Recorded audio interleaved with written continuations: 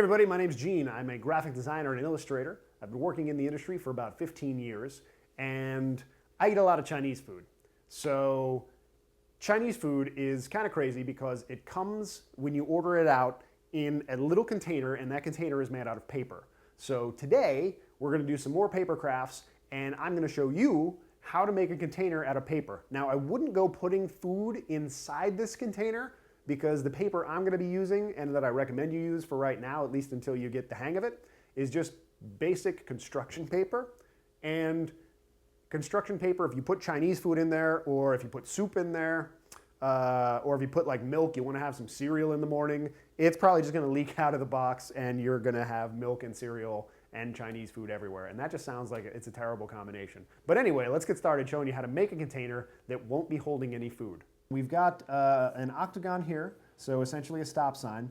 And I am on poster paper, so it's a little bit thicker, and you may or may not be able to see these grid marks, but I got gridded poster paper at in my local art store.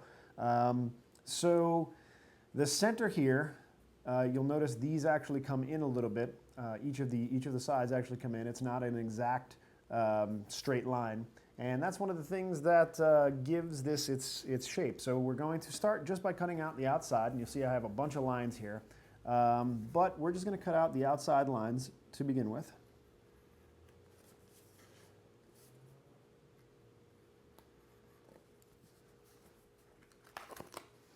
All right, once you're done with that, the way that we're going to do this is we're going to build this entire thing by scoring it. So I'm going to use my cutting tool as a straight edge real quick because I want to score these relatively straight. Now remember, scoring means you're not going to cut all the way through the paper. So we're just going to drag the knife along the edge there without cutting all the way through.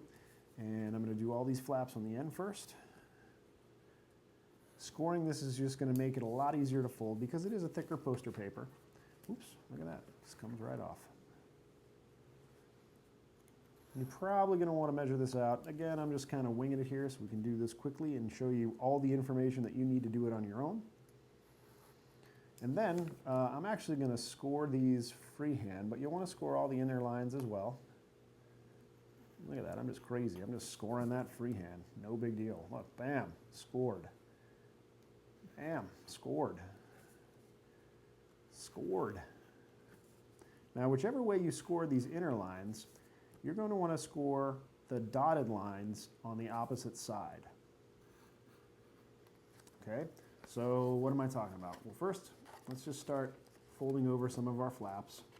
And before I get too far, let me actually cut all the way through the attachment lines on the main flap there. You can see I cut that all the way through.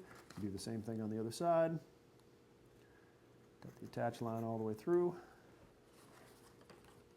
All right, so now we've got this one scored, we've got this one scored, this is scored, scored, scored. And what we didn't score yet is we haven't scored the bottom lines and we haven't scored the dotted lines. So I'm going to score our bottom lines real quick. Bam, bam, bam. Done.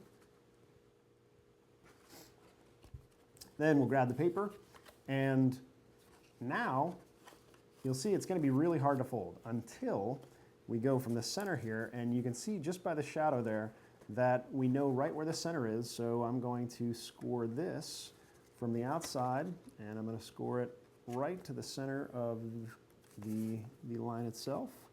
So I'll pick that up, score that to the center line. Again, you should definitely be using a ruler for all this, but for just in the consideration of time, make sure that each of these goes in. There you go. There we go. Now,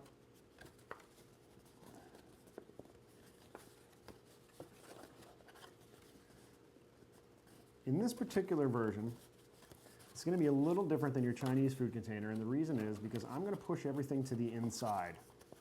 Now, in a Chinese food container, you'll notice everything's on the outside, in which case you would have scored everything the same exact way that we scored the original one. But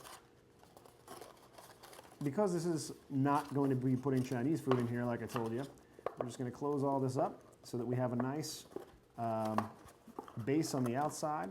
You can see that there are no flaps on the outside. And now we fold in these two flaps and we attach our top flaps. Anyway, and there you go.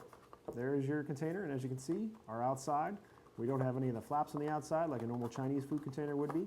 If you want the flaps on the outside, just score them the other way and they'll be on the outside.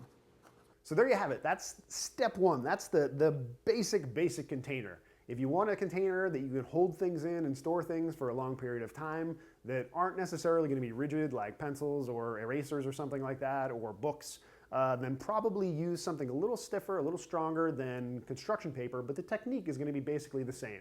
So now that I showed you that, go try and apply this and make different size and shapes containers, and you got the basics. So thanks for watching. I hope you guys had a lot of fun. See you next time.